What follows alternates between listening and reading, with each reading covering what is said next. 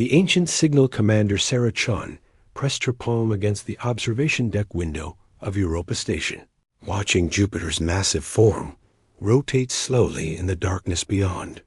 She had been stationed here for 3 years, monitoring deep space communications and tracking asteroid movements that might threaten the inner colonies. The work was routine most days, but today something felt different. The quantum receivers had been picking up strange signals for the past week, harmonics that didn't match any known human technology or natural cosmic phenomena. Dr. Emily Watson burst through the observation deck doors, her usually perfect blonde hair disheveled from running through the station corridors.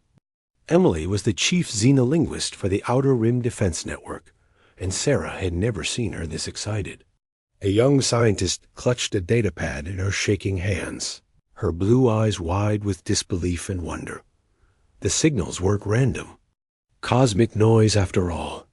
Emily had spent 72 hours running the harmonics through every translation protocol in the Earth database, and the results were staggering. The transmissions were coming from a massive object approaching the solar system at impossible speeds, and they contained mathematical sequences that proved intelligent origin. More importantly, the mathematics were based on principles that human science had only recently discovered. Captain Rex Thompson joined them on the observation deck, his weathered face showing the concern of a career military officer who had seen too many impossible things become dangerous realities. Rex had commanded Europa Station since its construction, and his gray beard and steady hands had guided them through pirate attacks, equipment failures, and the occasional political crisis from Earth. But this was something entirely new. The approaching object was enormous, larger than any structure humans had ever built. Long-range scanners showed a vessel that stretched for nearly 50 kilometers, with architecture that seemed to flow like frozen music. The ship's hull reflected starlight in patterns that hurt human eyes to look at directly, and its energy signature was unlike anything in the known galaxy. Most disturbing of all, it was heading straight for Earth with the certainty of someone coming home. Lieutenant David Park worked frantically at his communications console, trying to establish contact with the approaching vessel. David was barely 25 years old, but his genius with quantum frequencies had earned him a place on Europa Station, despite his youth. His fingers danced across holographic controls as he boosted signal strength and adjusted harmonic resonance, hoping to bridge the gap between human technology and whatever intelligence was approaching their world. The first successful communication came through 48 hours later, and it changed everything humanity thought they knew about their place in the universe. The translation was rough at first, filtered through multiple language processing systems, but the message was clear enough to send chills through every person on the station. The beings called themselves the Valdari, and they were coming to reclaim something that belonged to them. Dr. Marcus Rodriguez materialized on the station's main communication screen, transmitting from his laboratory deep beneath the Egyptian desert. Marcus was humanity's leading expert on ancient architecture, and his weathered Hispanic features showed the stress of someone who had just realized his life's work was about to be turned upside down. Behind him, holographic displays showed images of the Great Pyramid, Stonehenge, and dozens of other mysterious structures that had puzzled human archaeologists for centuries. The connection became clear as Marcus explained his recent discoveries.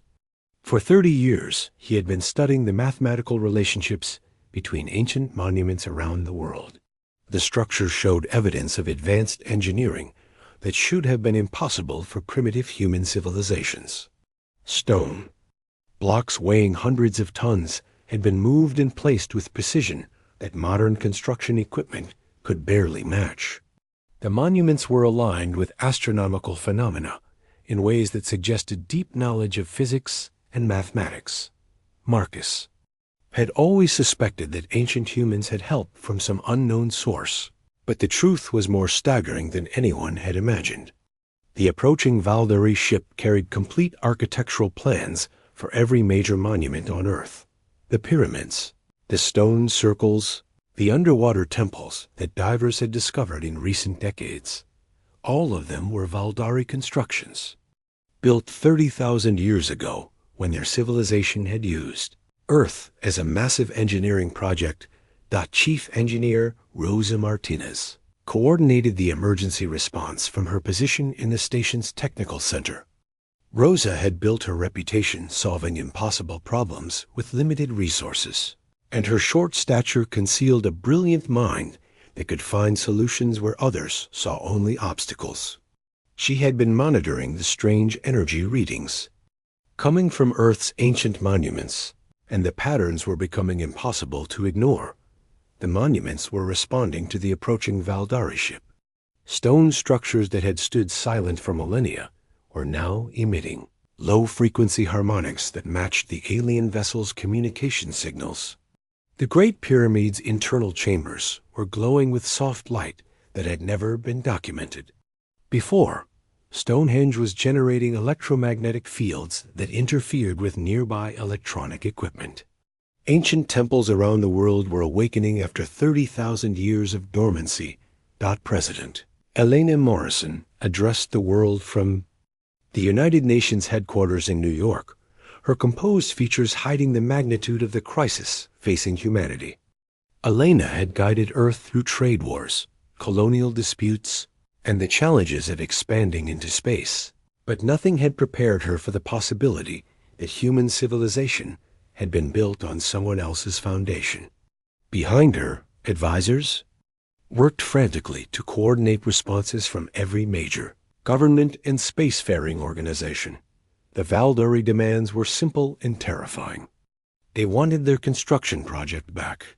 Earth had been selected 30,000 years ago as the site for a massive engineering experiment, and the Valdari had spent centuries building the monuments that would serve as anchor points for something they called the consciousness web.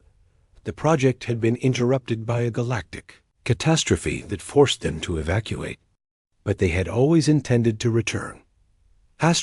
From their perspective, humans were squatters who had built their entire civilization around Valdari property. The cities, the governments, the cultural landmarks that defined human identity were all constructed on land that belonged to the returning architects. The Valdari had graciously allowed humanity to develop during their absence, but now it was time for the rightful owners to reclaim their world. Ambassador Chun Wei represented Earth in the first formal negotiations with the Valdari delegation. Chun had spent 20 years mediating disputes between Earth colonies and had earned a reputation for finding diplomatic solutions to seemingly impossible conflicts. But this was different. The Valdari weren't interested in territory or resources.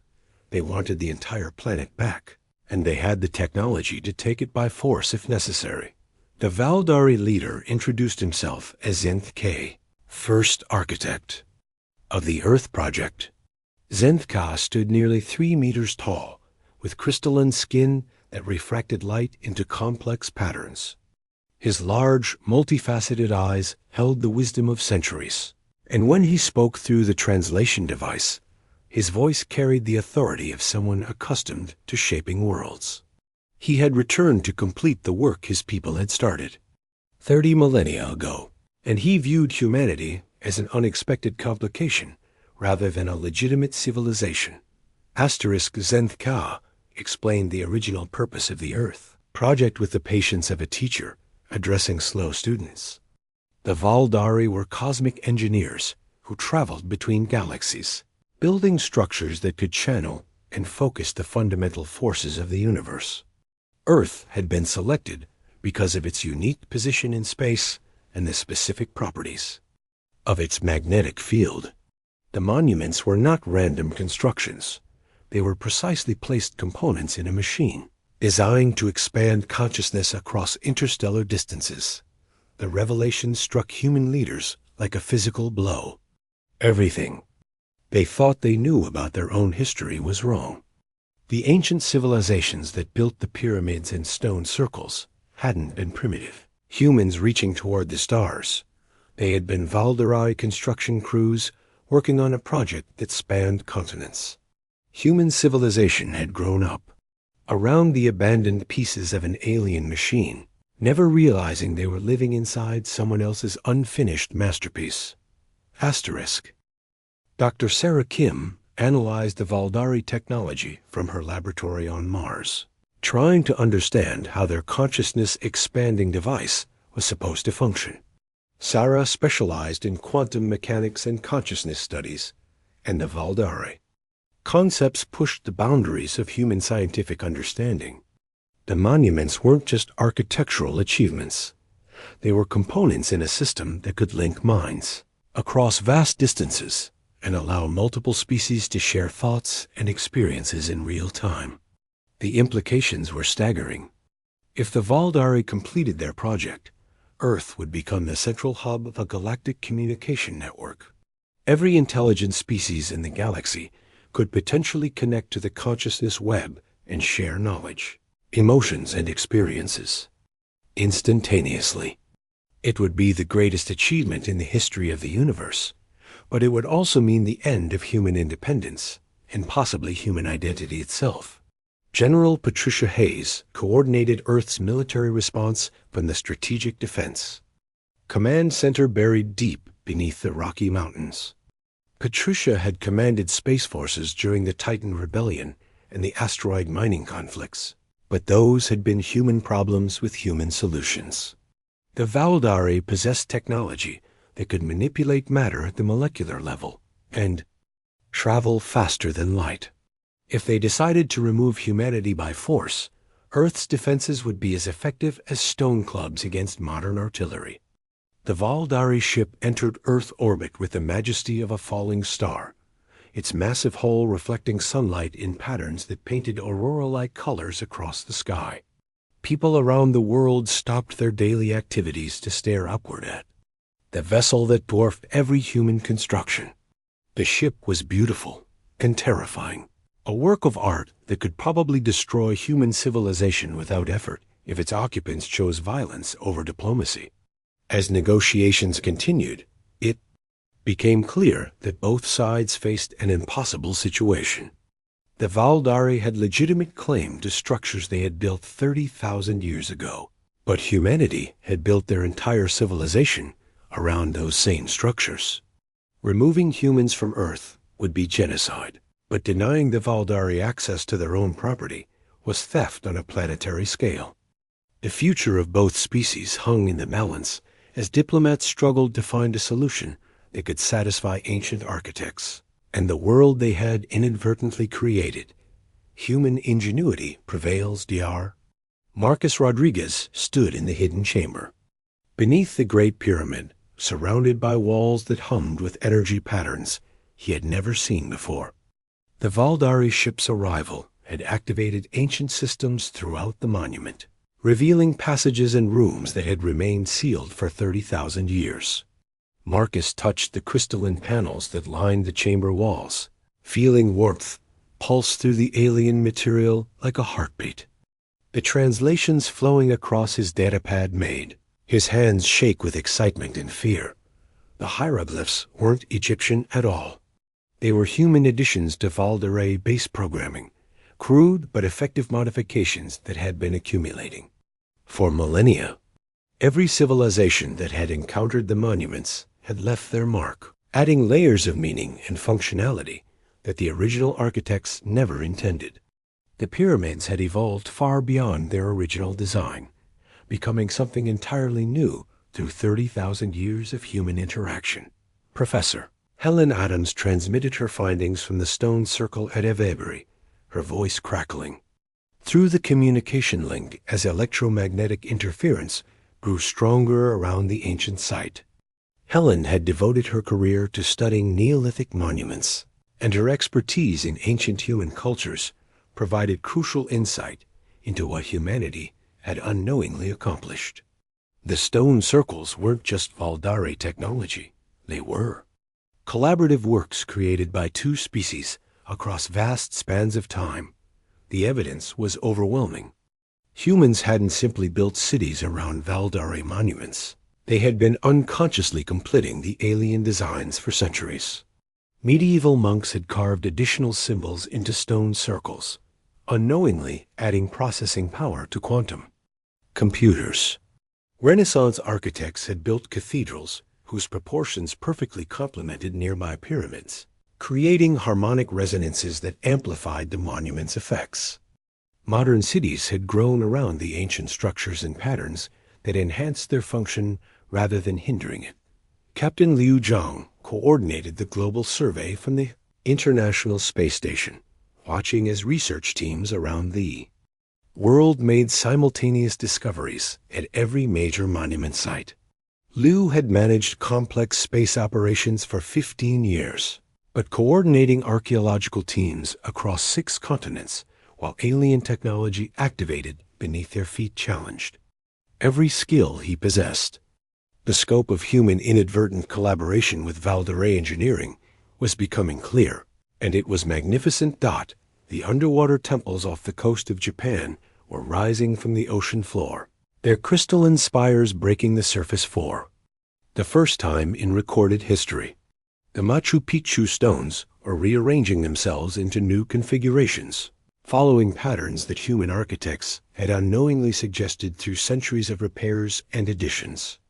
Easter Island statues were turning to face directions that aligned with modern satellite networks, creating communication nodes that spanned the Pacific Ocean. Dr. Amanda Foster analyzed the consciousness data flowing from active monument sites.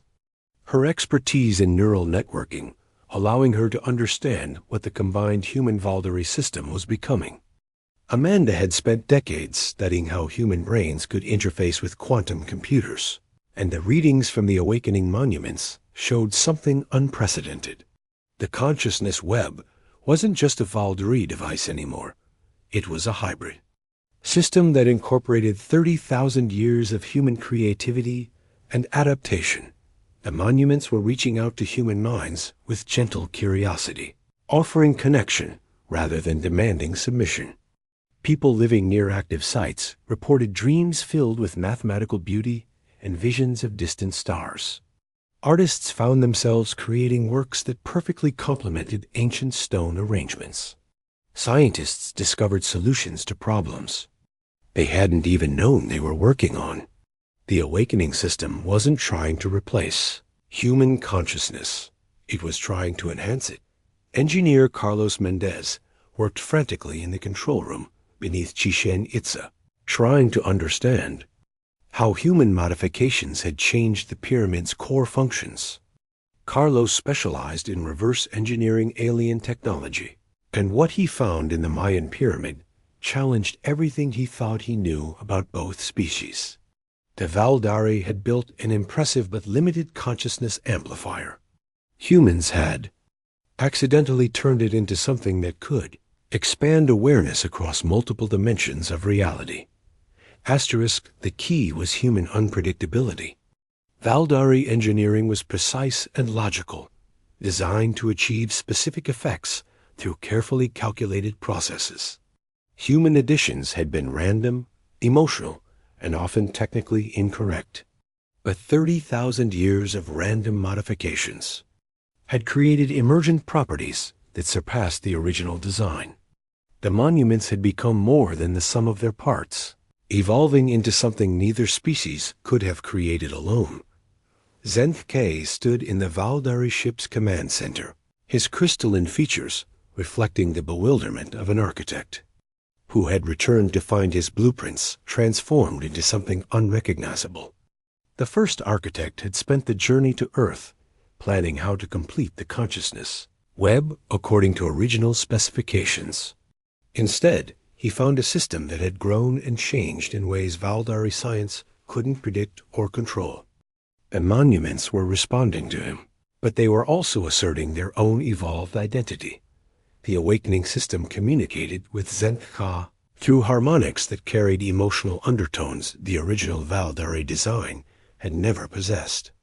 The monuments remembered their creators with respect and affection, but they had also formed bonds with the human civilizations that had grown around them. They had learned creativity from human artists, curiosity from human scientists and compassion from human philosophers. They were no longer purely Valdari technology. They were something new. Dr. Jennifer Park made the breakthrough that changed everything while studying quantum resonance patterns in the Monument network. Jennifer had been tracking how the activated sites communicated with each other, and the data revealed a stunning truth. The monuments weren't just responding to the Valdari ship's signals. They were protecting humanity from the more dangerous aspects of the consciousness expansion process. The human modifications had created safety protocols that prevented mental overload and preserved individual identity. The revelation struck both species simultaneously. Humans hadn't been accidentally completing Valdari engineering. They had been improving it. Every seemingly random addition, every cultural modification, every artistic interpretation had served a purpose that transcended conscious understanding. Humanity had spent 30,000 years unconsciously debugging and upgrading an alien consciousness expansion system, turning it into something that could enhance minds without destroying them. President Elena Marison convened an emergency session of the Global Council, bringing together leaders from every nation and colony to address the transformed situation. Elena had been preparing for forced evacuation or desperate military resistance. But the new evidence changed everything. Humanity wasn't trespassing on Valdari property. They were junior partners in a collaborative project that had been running for millennia.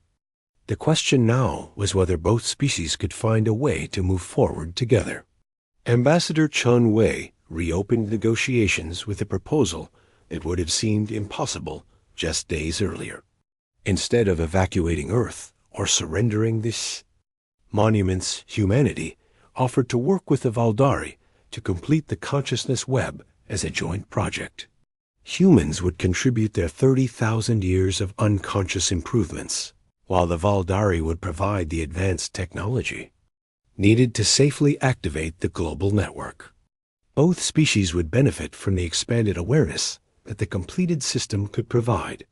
Zenka considered the human proposal with the careful attention of an engineer evaluating an unexpected design modification. The first architect had returned to Earth expecting to find his ancient construction site intact and ready for completion. Instead, he found a hybrid system that incorporated the best aspects of both Valley precision and human creativity. The monuments had chosen to evolve rather than simply preserve their original function, and the results were undeniably superior to what either species could have achieved alone. The first test of the hybrid system took place at Stonehenge, with volunteer subjects from both species participating in a controlled consciousness expansion experiment. Dr. Marcus Rodriguez stood within the stone circle alongside Valdari technician Vethnor, their minds prepared to experience the enhanced awareness that the Monument Network could provide. Around them, centuries of human additions glowed softly as they integrated with Valdari quantum processors. The expansion began gently, with both participants remaining fully aware of their individual identities while gaining access to broader perspectives. Marcus experienced the mathematical beauty of stellar formation through Valdari senses, while Vethnor felt the emotional resonance of human music and poetry. The consciousness bridge allowed each species to understand the other's perspective without losing their own unique viewpoint. It was collaboration rather than assimilation, enhancement rather than replacement. Results from the Stonehenge test exceeded every expectation. The hybrid consciousness network could indeed expand awareness across interstellar distances, but it did so while preserving the individual personalities and cultural identities that made each species unique. Humans gained access to Valdari scientific knowledge and cosmic perspective, while Valdari experienced human creativity and emotional depth. Both species emerged from the connection, changed but not diminished, enhanced but still themselves. General Patricia Hayes reported to the Global Defense Council that Earth's security situation had transformed from existential threat to unprecedented opportunity. The Valdari had initially possessed overwhelming technological superiority that could have easily defeated human resistance. But the hybrid monument network required both species working together to function properly. Neither Valdari precision nor human creativity alone could operate the evolved system. Both species needed each other, creating a natural balance that ensured peaceful cooperation. The final agreement was signed in the shadow of the Great Pyramid, with representatives from both species acknowledging humanity's role as co-creators of the world's most advanced consciousness expansion network. Earth would remain humanity's home, but it would also serve as the central hub for a galactic communication system that could connect civilizations across vast distances. The Valdari would establish permanent research stations to help maintain and operate the network, while humans would continue adding their own modifications and improvements to the system. Zentka addressed both species in the ceremony that marked the beginning of their partnership. The first architect spoke of returning to Earth, expecting to find an abandoned construction site, only to discover that his people's greatest work had been completed by partners they never knew they had. Humanity had proven that consciousness could evolve and improve even the most advanced technology through patience, creativity, and the willingness to try new approaches, even when the original purpose wasn't fully understood. Commander Sarah Chun watched from Europa Station as the first interstellar consciousness bridge activated, connecting Earth to Valdari colonies in distant galaxies. The monument network pulsed with combined human and Valdari energy, sending signals that would take years to reach their destinations, but would eventually link thousands of civilizations in a web of shared awareness.